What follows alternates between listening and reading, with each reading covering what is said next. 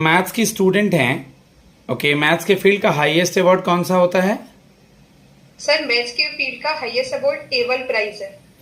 Okay, trigonometry geometry में क्या difference है? Sir trigonometry is the study of basically right angle triangle. It deals with the relationship between the sides and angles of the right angle triangle, and geometry is the study of objects and lines. Hexagon, hexagon pentagon सुना है? जी sir. कितने इसमें sides होते हैं? Sir hexagon में 6 sides होते हैं और पेंटागन में 5 साइड्स होते हैं। मेंसुरेशन के कुछ फॉर्मूलाज याद है कोण वगैरह के? जी सर। बताइएगा कोई भी एक दो फॉर्मूला खुद से। सर जैसे कि अगर हम वॉल्यूम ऑफ कोन बताएं तो वो 1/3 पाई आर स्क्वायर एच होता है, और अगर हम total surface area of cuboid बताएं तो 2 into L B plus B H plus B H L होता है। और अगर इसी का हम वॉल्यूम निकालें क्यूबॉइड का तो L into B into H. Integration और डिप्रिसिएशन क्या होता है?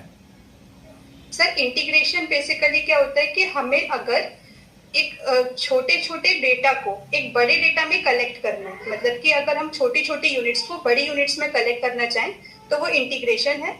और डिफरेंशिएशन में क्या होता है, अगर हम बड़े यूनिट्स को छोटे छोटे डेटा में तोड़े तो वो डिफरेंशिएशन होगी।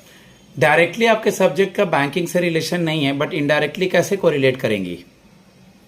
सर मैथ्स के जो फॉर्मूलाज हैं वो बैंकिंग सेक्टर में यूज होते हैं। जैसे कि इंटरेस्ट निकालना हो तो हम बैंकिंग के जो मैथ्स के फॉर्मूला है उसी से ही निकाल सकते हैं।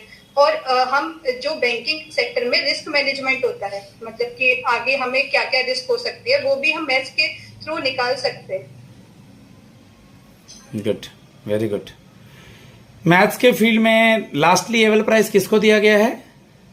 सर मैथ्स के फील्ड में लास्ट ईयर मिशेल तालाग्रांड को मिला था, जो कि जापान से बिलोंग करते हैं और in the field of probability. Aryabhatta और प्रोफेसर रामानुजम के बारे में कुछ बताएंगे? यस सर, आर्यभट्ट ने जीरो डिस्कवर किया था, और प्रोफेसर रामानुजन ये भी एक इंडियन, ये भी मैथमेटिशियन है। इन्होंने नंबर थ्योरी के ऊपर डिस्कवरी करी थी। आपकी पोस्टिंग हम यूपी में ना करके और भी कहीं करते हैं तो आप कैसे मैनेज करेंगी?